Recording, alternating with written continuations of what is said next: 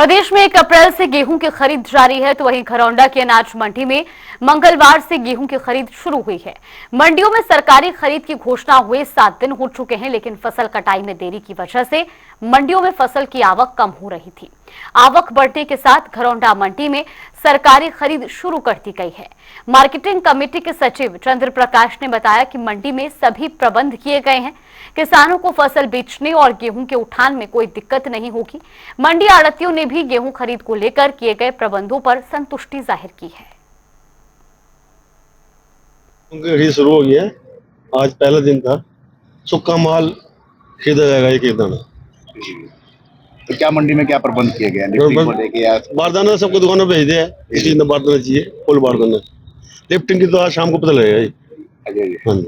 अब अनाज मंडी में गेहूं की आवक पिछले 2-3 दिनों से जारी है और पहले जो है ना माल मंडी में जो था वो मॉइस्चर की मात्रा ज्यादा थी और आज हमने काफी डेरिया चेक करी है। मॉइस्चर की मात्रा जो है ना वो सरकार का जो पैरामीटर है उसके अकॉर्डिंग आ गई है और जो हमारी सरकारी खरीद एजेंसी है हरियाणा अपना हैफेड है, फूड सप्लाई है, आज विधिवत रूप से जो है ना हमने खरीद का आरंभ कर दिया गया है और किसानों का जो भी माल है सारा सरकार द्वारा परचेज किया जाएगा। तो क्या कुछ प्रबंध है मंडी में, क्या पूरे कर लिए गए? मंडी के अंदर जो बेसिक कम्युनिटीज हैं 12 वाटर कूलरों का अरेंजमेंट किया गया है और साफ सफाई की व्यवस्था की गई है, लाइट की व्यवस्था की गई है। किसानों के ठहरने के लिए किसान रेस्ट हाउस है और हमारे जो कवर साइड्स है तो सारी व्यवस्था हमने पूरी कर ली गई है। किसानों को किसी भी प्रकार की कोई समस्या। गेहूं की फसल का अवशेष भूसा और पराली जलाने पर प्रदेश सरकार ने सख्त कदम उठाए हैं। बता दें कि रतिया एसडीएम सुरेश कुमार ने बताया कि एनएसएस की धारा 163 के तहत 7 अप्रैल से 23 मई तक गेहूं की फसल काटने के बाद अवशेष जलाने पर रोक लगा दी गई है।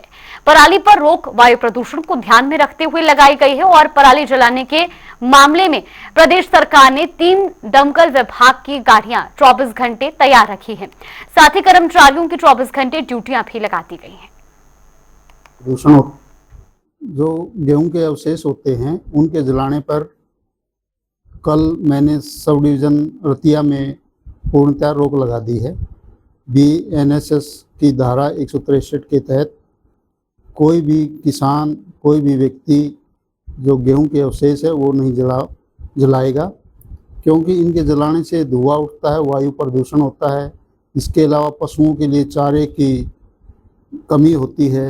कई बिंदुओं को देखने के बाद मैंने ये उचित समझा कि सब डिवीज़न रतिया में गेहूं के अवशेष जलाने पर रोक लगाई जाए और मैंने बीएनएसएस की धारा 163 के तहत 7 अप्रैल से लेकर 30 मई तक इस जलाने पर पूर्णतः रोक लगा दी।